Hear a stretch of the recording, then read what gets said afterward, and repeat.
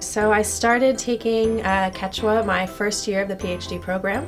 And so I took beginner Quechua, then intermediate Quechua, then advanced Quechua. And as sort of part of my natural interest in the language grew, I also traveled to Bolivia quite a few times, where I was able to actually interact with native Quechua speakers, as well as get to know a little bit more about the culture, the food, etc., on a first-hand basis.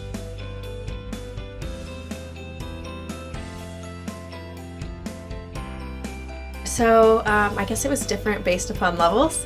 So in beginning Quechua, it was a typical classroom. I know there were like 20 students, and we worked a lot on perfecting the sounds of the words. And then as I advanced in my classes, we started reading texts, since there would be historical stories. We would write our own papers about our experiences in Quechua, which was difficult but rewarding. So we just kept doing more and more advanced stuff, and sort of as part of studying the language, we learned a lot of the culture and the customs and the historical significance for so many places in the Andean region.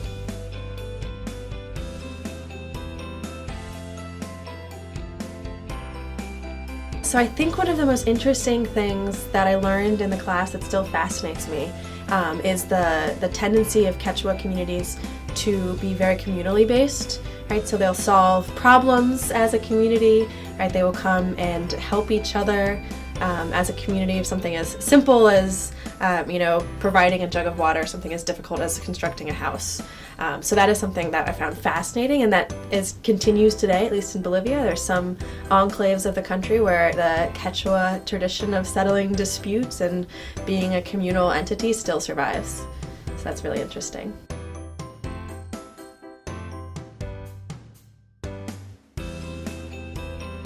Okay, so this is kind of an interesting question. So I knew when I started my PhD at Ohio State that I wanted to study Latin America. And I also have an affinity for language. I like to learn and study language. And so I wanted to continue that in grad school. And so I looked at the options, and Ohio State offered Quechua and Portuguese as complementary languages in the region. And I had heard absolutely nothing about Quechua. And so I was like, okay, I will try it out. And now my dissertation is about the Andes. So it was kind of a random choice, but it was fortuitous in the sense that it led me to my dissertation. So.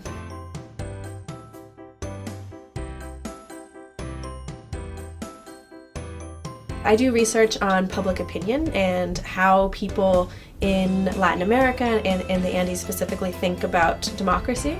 And so I'm approaching that from a very specific lens of presidential term limit legislation, which has been attempted to be eliminated or entirely eliminated in some countries.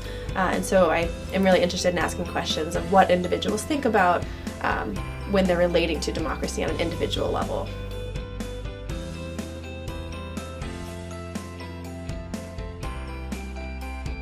So I would definitely encourage anyone to study Quechua, but my experience was so unique, and it opened my eyes to so many parts of the world and so many customs that I had never even heard of before. And so I think that is a gift that's worth spreading in that sense.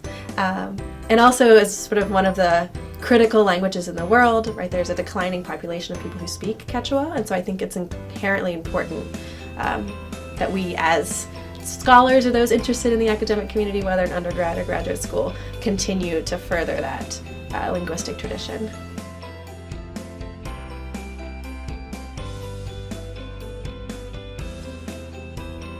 Yeah, so I think this is a region of the world that gets neglected a lot, and so there's such a rich custom there that it would be a travesty if it was lost.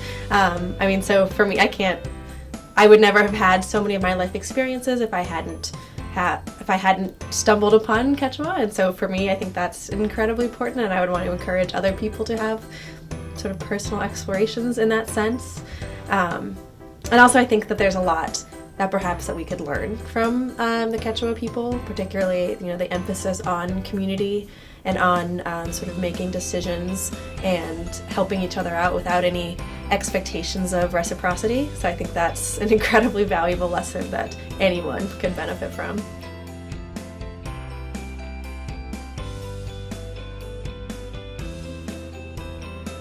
Yeah, so that's actually a great question. So I have a larger interest that perhaps isn't communicated in my dissertation, but I started the very long process of discovering what my dissertation would be, I think as a direct result of my experiences in the Quechua classroom. So I'm inherently interested in studying indigenous cultures and their impact on politics writ large.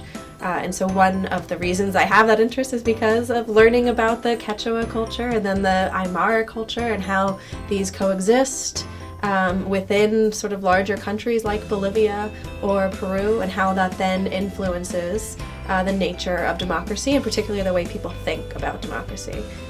So part of my dissertation, I suppose, that I didn't quite mention is really thinking through the impact of these social identities, particularly in the area where there's so much ethnic heterogeneity, and how that then might change the type of policies that would result due to these historic customs in different peoples.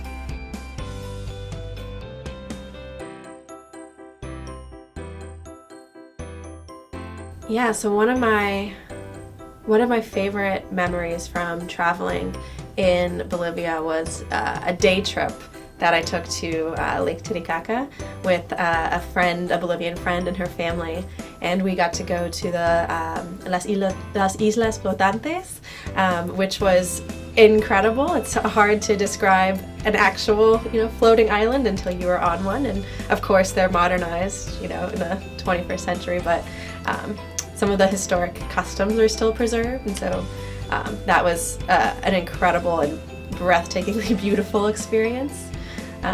Another sort of less beautiful, but I think also a funny memory was being in a taxi cab in Bolivia, and I didn't quite know where I was going, and it was a really long drive, and I was getting a little nervous. And so I was talking to the taxi driver, and I told him that I studied Quechua. And so for the remainder of this, what would have been a really uncomfortable taxi ride, we sort of conversed in basic Quechua, and he knew some things about the culture, and so we were able to bond over that. And I made it safely to my destination, and I was not as nervous as I was when I started. So that was a way that Quechua helped me sort of navigate traveling in Bolivia.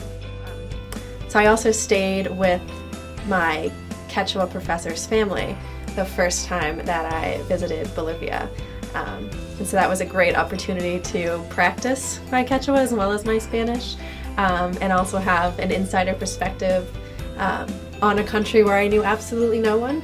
So that, I think, made my experiences doing research abroad much easier than they would have been if I was just plopped down in the country without any resources.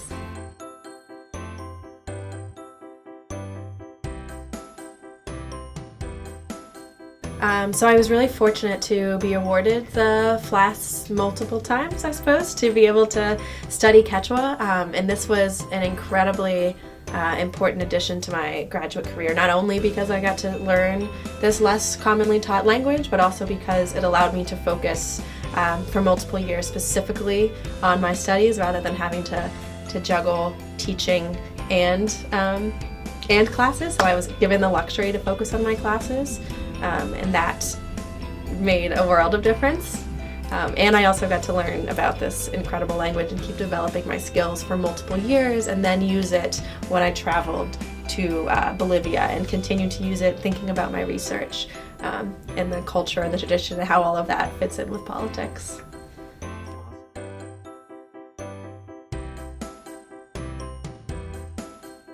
One of my favorite things about studying Quechua is that it's a suffixal language, which I had never encountered before in my life. So if you want to add affection, or if you want to conjugate a word rather than creating sentences with 4 or 5 words, right, you can create one long word that has affection, and it also communicates tense, and it communicates pronouns, and this is all just one sort of long way of communicating. So that was really fun and really interesting, and really changed the way I thought about how language is constructed. Another one of my favorite pieces of Quechua art, I will say, is there is this video on YouTube of a 14-year-old girl singing Michael Jackson's The Way You Make Me Feel in Quechua, and it is incredible.